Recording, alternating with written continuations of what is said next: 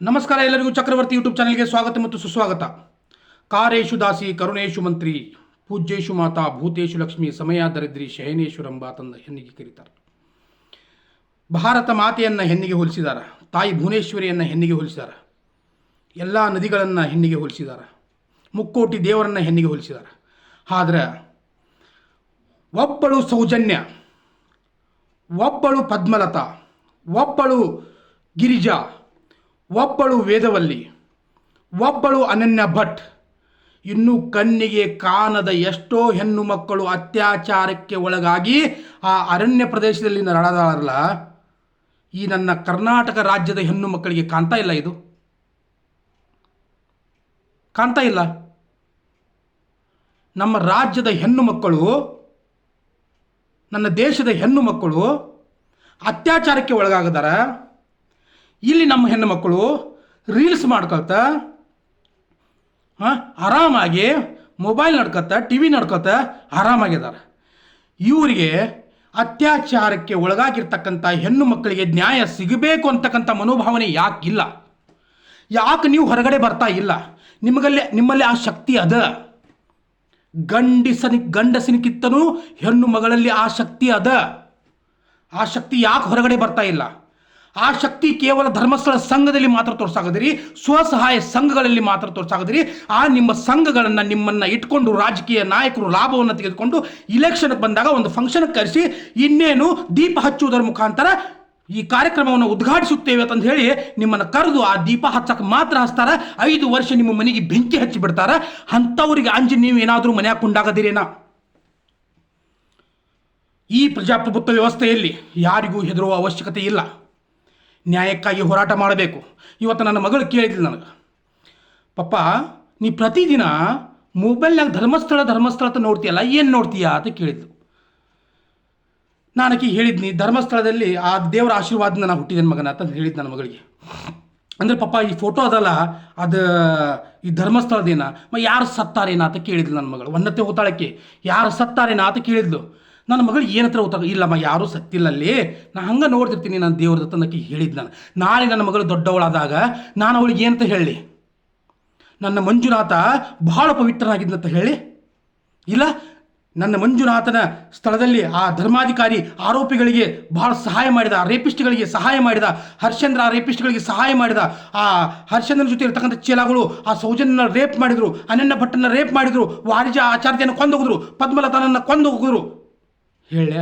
ಅಥವಾ ಕಣ್ಣಿಗೆ ಕಾಣ್ದಿರ್ತಕ್ಕಂಥ ಎಷ್ಟೋ ಹೆಣ್ಣು ಮಕ್ಕಳನ್ನು ರೇಪ್ ಮಾಡಿ ಕೊಂದೋಗಿರ್ತ ಹೇಳೆ? ಅಥವಾ ಇವ್ರು ಯಾರಿಗೂ ನ್ಯಾಯ ಸಿಗಲಿಲ್ಲ, ನನ್ನ ಧರ್ಮಸ್ಥಳದ ಮಂಜುನಾಥ ಯಾರಿಗೂ ನ್ಯಾಯ ಕೊಡ್ಸೋಕ್ಕಾಗಲಿಲ್ಲ ಅವನ ಕೈಲಿ, ಅವನು ಕಣ್ಣು ಮುಚ್ಚಿದಾನಂತ ಕೂತ್ಕೊಂಡಂತ ಹೇಳೆ ನನ್ನ ಮಗಳಿಗೆ? ನಾಳೆ ನನ್ನ ಮಗಳಿಗೆ ಧರ್ಮಸ್ಥಳದ ಬಗ್ಗೆ ಏನಂತ ಉತ್ತರ ಕೊಡಬೇಕು ನಾನು?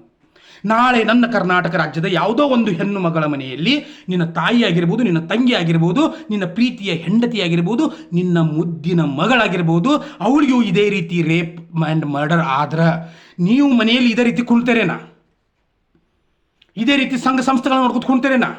ಇದೇ ರೀತಿ ರಾಜಕೀಯ ನಾಯಕರಿಗೆ ಲಾಭ ಮಾಡಿಕೊಡ್ತಾರೇನಾ? ಅಥವಾ ಇದೇ ರೀತಿ ಅತ್ಯಾಚಾರಿಗಳಿಗೆ ನೀವು ಸಹಾಯ ಮಾಡ್ತೀರೇನಾ? ಯಾಕೆ ನೀವು ಹೊರಗಡೆ ಬರ್ತಾ ಇಲ್ಲ? ಉತ್ತರ ಪ್ರದೇಶದಲ್ಲಿರ್ತಕ್ಕಂಥ ಒಬ್ಬಕ್ಕೆ ಪುಲ್ಲನದೇವಿ, ಉತ್ತರ ಪ್ರದೇಶದಲ್ಲಿರ್ತಕ್ಕಂಥ ಒಬ್ಬ ಪುಲನ್ ದೇವಿ 11 ವರ್ಷದಲ್ಲಿ ಅವಳು ಮದುವೆ ಆಗ್ತದ. 30 ವರ್ಷದ ವ್ಯಕ್ತಿ ಜೊತೆ ಮದುವೆ ಆಗ್ತದ ಆ ಹೆಣ್ಣು ಮಗಳದ್ದು. ಅವನು ಪಕ್ಕಾ ಕುಡುಕನ ಮಗ ಇರ್ತಾನೆ. ಪ್ರತಿದಿನ ಕುಡಿದು ಬಂದು ಹೆಂಡತಿ ಅಂತ ನೋಡದೆ ಕೂಡ ಮೃಗದ ರೀತಿ ಅವಳ ಮೇಲೆ ಅತ್ಯಾಚಾರ ಮಾಡ್ತಿರ್ತಾನ. ಕುಡಿಯೋದಕ್ಕೆ ದುಡ್ಡು ಕಡಿಮೆ ಬಿದ್ದಾಗ ಅಲ್ಲಿರ್ತಕ್ಕಂಥ ಬೇರೆ ಗಂಡಸರನ್ನು ತಂದು ಅವ್ರ ಹತ್ರ ದುಡ್ಡು ತೊಗೊಂಡು ನೀ ನನ್ನ ಹೆಂಡತಿ ಹತ್ರ ಹೋಗಿ ಮಲ್ಕೋತಂದು ಹೇಳಿ ಆ ಪುಲ್ಲನ್ ದೇವಿ ಹತ್ರ 11 ವರ್ಷದ ಬಾಲಿಕೆ ಜೊತೆ ಬೇರೆ ಗಂಡಸನ ಜೊತೆ ಸ್ವತಃ ಗಂಡ ಮಲಗಿಸೋದಕ್ಕೆ ಕಳಿಸ್ತಾನೆ. ಆ ಹೆಣ್ಣು ಮಗಳು ಇನ್ನೊಬ್ಬ ಬೇರೆ ಗಂಡಸನ ಜೊತೆ ಮಲಗಿ ದೇಹ ನರಳಿ ಮಾನಸಿಕ ಖಿನ್ನತೆಗೆ ಒಳಗಾಗ್ತಾಳೆ. ಆ ಹೆಣ್ಣು ಮಗಳು ಮನೆ ಬಿಟ್ಟು ಹೊರಗಡೆ ಬಂದು ಸ್ಟೇಷನ್ ಕಂಪ್ಲೇಂಟ್ ಕೊಡಕ್ಕೆ ಹೋದ್ರೆ, ಉತ್ತರ ಪ್ರದೇಶದಲ್ಲೇ ನಡೆದಿದ್ದು, ಕೊಡಕ್ಕೆ ಹೋದ್ರೆ ಅಲ್ಲಿರ್ತಕ್ಕಂಥ 2 ಪೊಲೀಸರು ಅವಳ ಮೇಲೆ ಮತ್ತೆ ಅತ್ಯಾಚಾರ ಮಾಡ್ತಾರೆ. ಆವಾಗ ಸೋತಿರ್ತಕ್ಕಂಥ ಹೆಣ್ಣು ಮಗಳು ತವರು ಮನೆ ಸೇರ್ಕೊಳ್ತಾಳೆ. ತವರು ಮನೆ ಸೇರ್ಕೊಂಡಾಗ ಆ ತವರು ಮನೆಯಲ್ಲಿ ಒಂದು ಪದ್ಧತಿ ಇರ್ತದೆ. ಆ ಊರಿನಲ್ಲಿ ಯಾರು ಗಂಡನ್ನು ಬಿಟ್ಟು ಬಂದಿರ್ತಾಳಲ್ಲ ಅವಳು ಲೈಂಗಿಕತೆಯನ್ನು ಪೂರೈಸಬೇಕು, ಲೈಂಗಿಕ ಆಸೆಯನ್ನು ಪೂರೈಸಬೇಕು ಎಲ್ಲ ಗಂಡಸರದು. ಆ ಸಂದರ್ಭದಲ್ಲಿ ಡಕಾಯಿತಕೋರರು ಆ ಒಂದು ಊರಿಗೆ ಬಂದಾಗ ಆ ಪುಲ್ಲನ್ ದೇವಿಯನ್ನು ಕರೆದುಕೊಂಡು ಹೋಗಿ 12 ಜನ 3 ದಿನಗಳ ಕಾಲ 3 ದಿನಗಳ ಕಾಲ ಪುಲ್ಲನ್ ದೇವಿಯ ಮೇಲೆ ಅತ್ಯಾಚಾರ ಮಾಡ್ತಾರ. 12 ಜನ. ಅದರಿಂದ ನರಳಿ ಸತ್ತಿರ್ತಕ್ಕಂಥ ಪುಲ್ಲನ್ ದೇವಿಯನ್ನು ಊರಿಗೆ ಕರ್ಕೊಂಡು ಬಂದು ಬೆತ್ತಲೆಯಾಗಿ ಊರಿನಲ್ಲಿ ಮೆರವಣಿಗೆ ಮಾಡ್ತಾರ. ಅವಮಾನವನ್ನು ಸಹಿಸಿರ್ತಕ್ಕಂಥ ಪುಲ್ಲನ್ ದೇವಿ ಒಂದು ದಿನ ಯಾರ್ದೋ ಒಬ್ಬ ಸಹಾಯದಿಂದ ಪಡ್ಕೊಂಡು ಅವಳು ಒಬ್ಬ ದೊಡ್ಡ ಡಕಾಯಿತಳಾಗಿ ಆ 12 ಜನ ಅವಳ ಮೇಲೆ ಅತ್ಯಾಚಾರ ಮಾಡಿದ್ರಲ್ಲ ಅವರನ್ನು ಸಾಲಕ್ಕೆ ಹಚ್ಚಿ ನಿತ್ತ ಅವರನ್ನು ಶೂಟ್ ಮಾಡ್ತಾರೆ. ಶೂಟ್ ಮಾಡಿದ್ದು ಇಡೀ ಉತ್ತರ ಪ್ರದೇಶದಲ್ಲಿ ಸೆನ್ಸೇಷನ್ ನ್ಯೂಸ್ ಆಗಿ ಆಗಿನ ಕಾಲದಲ್ಲಿ ಉತ್ತರ ಪ್ರದೇಶದ ಮುಖ್ಯಮಂತ್ರಿಯಾಗಿರ್ತಕ್ಕಂಥ VP ಸಿಂಗ್ ಮುಖ್ಯಮಂತ್ರಿ ಸ್ಥಾನಕ್ಕೆ ರಾಜೀನಾಮೆ ಕೊಡ್ತಾನೆ. That is the power of woman. ರಾಜೀನಾಮೆ ಕೊಡ್ತಾನೆ. ಆ ಸಂದರ್ಭದಲ್ಲಿ ಇಂದಿರಾ ಗಾಂಧಿ ಭಾರತೀಯ ಪ್ರಧಾನಿಯಾಗಿರ್ತಾಳೆ. ಆ ಪುಲ್ಲನ್ ದೇವಿಯನ್ನು ಕೊಲ್ಲೋದು ಬೇಡ, ಯಾಕಂದ್ರೆ ಪ್ರಜಾಪ್ರಭುತ್ವ ವ್ಯವಸ್ಥೆಗೆ ಧಕ್ಕೆ ಬರ್ತದೆ, ಅವಳನ್ನು ಜೀವಂತವಾಗಿ ಹಿಡಿಬೇಕಂತ ಉತ್ತರ ಪ್ರದೇಶ ಸರ್ಕಾರಕ್ಕೆ ಹೇಳಿದಾಗ ಆ ಸಂದರ್ಭದಲ್ಲಿ ಉತ್ತರ ಪ್ರದೇಶದ ಮುಖ್ಯಮಂತ್ರಿ ಯಾರಾಗಿರ್ತಾರಪ್ಪ ಅಂದ್ರೆ ಮುಲಾಯಂ ಸಿಂಗ್ ಯಾದವ್ ಇರ್ತಾರೆ. ಅವಳನ್ನು ಹಿಡಿದು ಅವಳಿಗೆ 8 ವರ್ಷಗಳ ಕಾಲ ಕಠಿಣ ಶಿಕ್ಷೆಯನ್ನು ಕೊಟ್ಟು ಆ ಜೈಲಿನಿಂದ ವಾಪಸ್ ಬರ್ತಾಳ.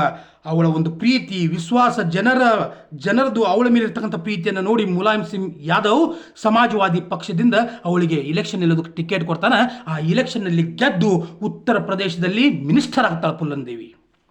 ಆದರೆ ಈ ನನ್ನ ದರಿದ್ರ ಸಮಾಜ ಹೆಣ್ಣನ್ನು ದೇವತೆಗೆ ಹೋಲಿಸೋದು, ಹೆಣ್ಣಿನ ಮೇಲೆ ಅತ್ಯಾಚಾರ ಮಾಡೋದು, ಹೆಣ್ಣನ್ನು ತಾಯಿ ಭುವನೇಶ್ವರಿಗೆ ಹೋಲಿಸೋದು, ಹೆಣ್ಣನ್ನು ಗಂಗೆಗೆ ಹೋಲಿಸೋದು, ಅವಳ ಮೇಲೆ ಲೈಂಗಿಕ ಕಿರುಕುಳ ಮಾಡೋದು, ಅವಳನ್ನು 4 ಗೋಡೆಯ ಮಧ್ಯೆ ಇರೋ ಥರ ಮಾಡೋದು, ಅವಳನ್ನು ಕೆಟ್ಟ ದೃಷ್ಟಿಯಿಂದ ನೋಡೋದು ಈ ಸಮಾಜ ಪುಲ್ಲನ್ ದೇವಿಯನ್ನು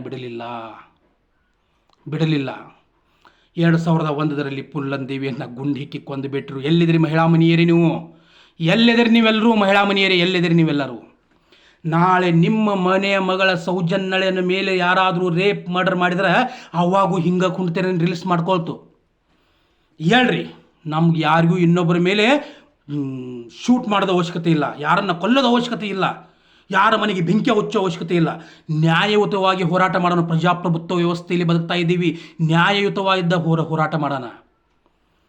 ಸೌಜನ್ಯಳ ಕೇಸನ್ನು ಆ ತಿರುಮುರು ಮಾಡಿರ್ತಕ್ಕಂಥ ಡಾಕ್ಟರ್ಸ್, ಸೌಜನ್ಯಳ ಕೇಸನ್ನು ತಿರುಮುರು ಮಾಡಿರ್ತಕ್ಕಂಥ ಆ ಪೊಲೀಸ್ ಅಧಿಕಾರಿಗಳು ಅವ್ರ ಮೇಲೆ ಮತ್ತೊಮ್ಮೆ ಅವರನ್ನು ಒದ್ದು ತಂದು ಒಳಗಡೆ ಹಾಕಿ ಸೌಜನ್ಯಳ ಕೇಸನ್ನು ಇನ್ವೆಸ್ಟಿಗೇಷನ್ ಮಾಡೋಕೆ ಹಚ್ಚೋಣ. ಯಾವಾಗ ಸೌಜನ್ಯಳ ಕೇಸ್ ಹೊರಗಡೆ ಬರ್ತದಲ್ಲ 100% ಆ ನನ್ನ ಮಂಜುನಾಥನ ಆತ್ಮಶಾಂತಿ ಆಗ್ತದೆ. ಆ ನನ್ನ ಮಂಜುನಾಥನ ಮೇಲೆ ಇಡೀ ಕರ್ನಾಟಕದ ಇಡೀ ದೇಶದ ನಂಬಿಕೆ ಹುಟ್ಟುತ್ತದೆ. ಆರೋಪಿಗಳು ಒಳಗೆ ಹೋಗ್ತಾರೆ. ಪ್ರತಿಯೊಂದು ಹೆಣ್ಣು ಮಗಳಿಗೆ ನ್ಯಾಯ ಸಿಗ್ತದೆ. ಇಲ್ಲಿ ಕೇವಲ ಸೌಜನ್ಯ ಮಾತ್ರ ಅಲ್ಲ, ಪ್ರತಿಯೊಂದು ಹೆಣ್ಣು ಮಗಳಿಗೆ. ನಿಮಗೆ ಯಾಕೆ ಅರ್ಥ ಆಗಂಗಿಲ್ಲ? ನಿಮ್ಮ ಮನೆಯ ಮಗಳು 8 ವರ್ಷದ ಬಾಲಕಿ ಮನೆ ಹೊರಗಡೆ ಆಟ ಆಡ್ತಿರ್ಬೇಕಾದ್ರೆ ಅವಳನ್ನು ಕರ್ಕೊಂಡು ಹೋಗಿ ರೇಪ್ ಮಾಡ್ತಾರಲ್ಲ ಅವಾಗ ಗೊತ್ತಾಗ್ತದೆ ನನ್ನ ಮಗಳಿಗೆ ಏನಾಯಿತು ಅಂತಂದ. ಅವಾಗ ಗೊತ್ತಾಗ್ತದೆ ಅಲ್ಲಿ ಅರಣ್ಯದಲ್ಲಿ ಆಗ್ತಕ್ಕಂಥ ಎಷ್ಟೋ ಹೆಣ್ಣು ಮಕ್ಕಳ ಶವಗಳು ಅದಾವಲ್ಲ, ಅನಾಥವಾಗಿ ಬಿದ್ದಿದ್ದಾವ, ಅದ್ರ ಬೆಲೆ ಅವಾಗ ಗೊತ್ತಾಗ್ತದೆ ನಮಗೆ. ಕಾನೂನು ನಮಗಾಗ್ಯತ. ಅಂಬೇಡ್ಕರ್ ಅವ್ರು ಏನು ಮಾಡಿದರು? ಈ ಶಾಸಕಾಂಗ ಮತ್ತು ಕಾರ್ಯಾಂಗವನ್ನು ಬಿಟ್ಟು ನ್ಯಾಯಾಂಗವನ್ನು ದೂರಿಟ್ರು. ಯಾಕೆ ದೂರಿಟ್ರು? ಯಾಕಂದ್ರೆ ನಮ್ಮಲ್ಲಿರ್ತಕ್ಕಂಥ ರಾಜಕೀಯ ಹೊಲಸು ವ್ಯವಸ್ಥೆ ಸರಿ ಇಲ್ಲ. ನ್ಯಾಯಾಂಗವನ್ನು ಕಸದ ಬುಟ್ಟಿಗೆ ಹಾಕ್ತಾರತ್ತು ಗೊತ್ತಿತ್ತವ್ರಿಗೆ ನ್ಯಾಯಾಂಗವನ್ನು ದೂರಿಟ್ರು. ನ್ಯಾಯಾಂಗದ ವಕೀಲರದಾರ, ನ್ಯಾಯಾಲಯದ ಜಡ್ಜದ ಜಡ್ಜ್ಮೆಂಟ್ ಅದ, ನ್ಯಾಯ ಸಿಗ್ತದ. ಹೋರಾಟದ ಮನೋಭಾವವನ್ನು ಬೆಳೆಸ್ಕೊಡ್ರಿ. ಯಾರಿಗೆ ಹಸಿದವನಿಗೆ ಗೊತ್ತು ಹಸಿವಿನ ಶೂಲತ ಕರೀತಾರಲ್ಲ, ಯಾರ ಮನೆಯಲ್ಲಿ ಆ ಅತ್ಯಾಚಾರ ಅನಾಚಾರಗಳು ಆಗಿರ್ತಾವಲ್ಲ ಅವರಿಗೆ ಗೊತ್ತಾದ ನೋವು ಏನನ್ನೋದು. ನಮಗೆಲ್ಲ ಗೊತ್ತಾಗೋದಿಲ್ಲ. ನಮ್ಮ ಮಹಿಳಾ ಸಂಘಗಳು ಕೇವಲ ನರೇಗಾ ಕೆಲಸಕ್ಕೆ ಸೀಮಿತ ಇದ್ದಾವೆ.